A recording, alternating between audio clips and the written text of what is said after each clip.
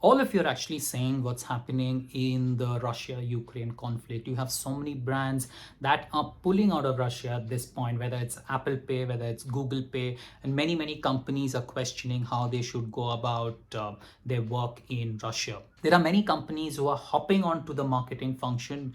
Is something called moment marketing. You're seeing brands like Amul talk about this war in their ads. Now, in this context, it's very interesting to understand what the big marketing trends are likely to be in the remaining 9-10 months of this year.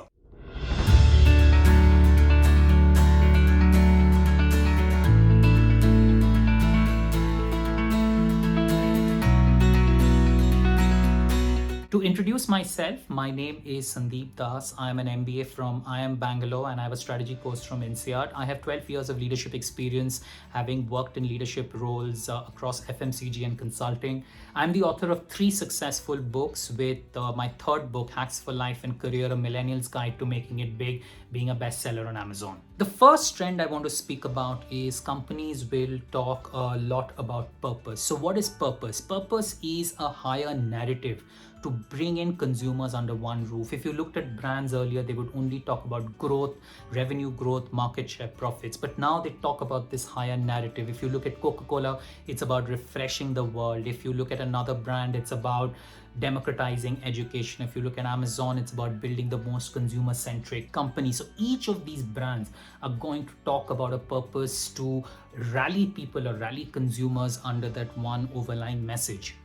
Now, purpose can also be a double-edged sword. So if you are not genuine to the word, if you cannot talk the talk and walk the walk, you're going to get into a bit of trouble. So for instance, if there's a company that's selling hair oil in Eastern UP, but says its purpose is to save the dolphin in the Pacific Ocean, it actually raises a bit of a question mark. So that's the big trend number 1. The big trend number 2 is in terms of what your home is going to be. Your home is going to be the center of the universe. For instance, after the pandemic, you stay at home, you work at home, you eat at home, you have social occasions at home, you sometimes even date at home. So your entire universe is actually coming to your home. What does this mean? So if you see a lot of communication through various advertisements, instead of showing fancy restaurants and fancy countries, they'll actually start showing your home. It also means digital advertising will rise because you are likely to spend more time on social media. Don't be surprised if you're spending between 3 to 5 hours on social media every day. A lot of you are going to get into multiplayer gaming. It's been rising at 20% over the last few years. It will continue to rise at 20% over the next few years. So your home is likely to be the center of your universe. The third trend is there is going to be a need for authentic communication. Now, what this means is there is a sense that if you pay a movie star or a cricketer money, they will actually say anything without even realizing what they're talking about. And hence there is a certain scent of discontentment with the celebrity culture.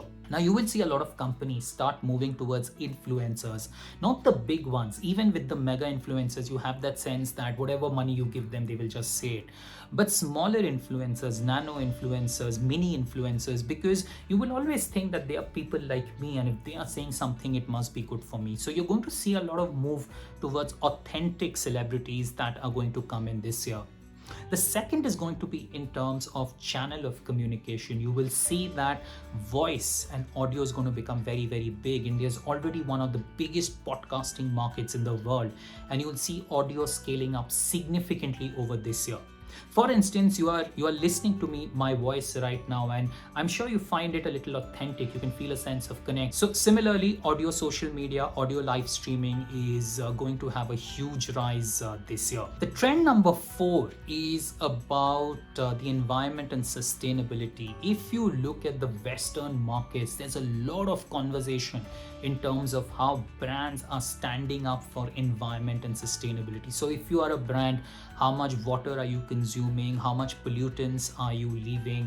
Do you have human trafficking or slave labor in some part of the chain? Are you being fair to the farmers who are supplying you raw material? A lot of these questions are part of environment and sustainability. Now, to be honest, some brands in India are talking about it, but do consumers in India really value it? It's a bit of yes and no. For instance, let me give you an example. Say there's a pair of jeans, perfect fit, good material. It's priced at 1500 rupees, but it's not environmentally sustainable. That means it releases greenhouse gases. It's not water negative, and it doesn't guarantee that they're not using slave labor at some point of their chain. It doesn't guarantee that their farmers are getting the right price. So say it's 1500. Now say the same pair of jeans, same color, same fit, is 2000 rupees, and it's environmentally sustainable. So it's proper on water, on pollution, on slave labor, on human rights, on everything.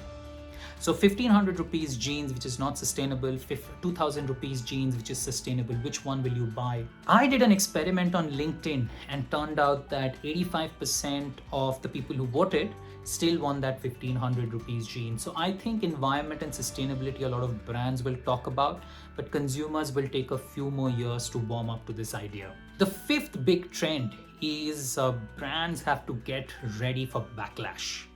So for instance, 70% of Gen Z, people like you who are listening to this video, want brands to take stands on tricky issues like mental health, tricky issues like toxic work culture, tricky issues like no work-life balance, tricky issues like conversations around women's menstrual cycles, tricky issues like equal pay for women. You want brands to stand up for this. Now, sometimes when brands have to stand up for this because the consumers are demanding, they're going to get into a bit of trouble. So for instance, last year Tanishq showed an ad and it got a lot of backlash and it had to get pulled down. So you will see brands taking stands on social issues, on taboo issues, on taboo cultural issues, but they'll also face a lot of backlash this year.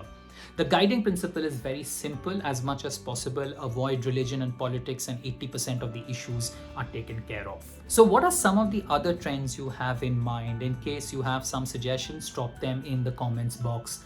If you are looking to learn more about these trends, you can look at the INSEAD IIM Alt Uni University. They have many courses on marketing to talk about what I just said. You can also read my book, Hacks for Life and Career, A Millennial's Guide to Making It Big. A lot of the content I spoke about is actually from my book. Now, some of you might ask me, what about the metaverse? Metaverse, for instance, is the physical reality world going into the virtual reality world. You would have read news about people buying real estate on the metaverse, people dating on the metaverse. In my view, the metaverse is going to take some time. It's probably 3 to 4 years away at least before the 5G or the 6G infrastructure absolutely comes in. So with this, we come to the end of this video. If you have any questions, please do reach out to me on LinkedIn. Drop me your questions on LinkedIn, and I'm happy to answer as many as I can. Until next time, take care.